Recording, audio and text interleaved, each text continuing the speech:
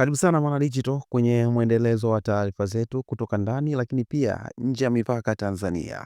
Moja ya taarifa kubwa ambazo leo tumekuletea ni ya msiba mkubwa wa taifa la Tanzania kufuatia kifo cha mmoja wa viongozi wa kihistoria nchini Tanzania.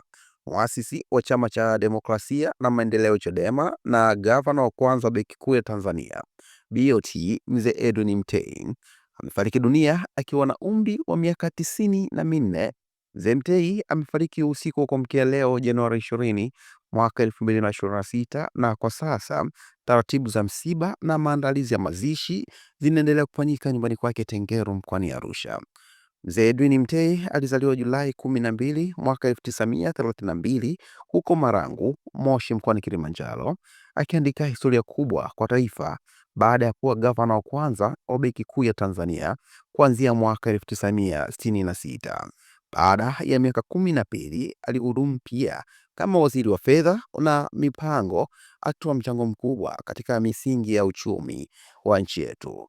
Akizungumzia kupitia mtandao wa kijamii, makamu mwenyekiti wa Chadema Taifa John Heche amesema kuwa chama hicho kimepata pigo kubwa na watatoa taarifa hivi leo baada tu ya kumaliza vikao vyao. Chadema tumepoteza moja ya nguzo imara. Tunamwenzi Mzee Mtei kwa mema yote aliyoyafanya kwa chama na kwa nchi.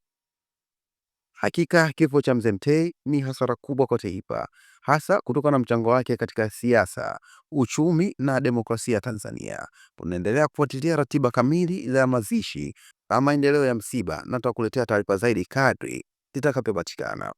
Hii ni Mwananchi Digital, endelea kutufuatilia kupitia platform zetu mbalimbali ili uweze kufahamu mengi yanayojiri ndani lakini pia nje ya mipaka Tanzania.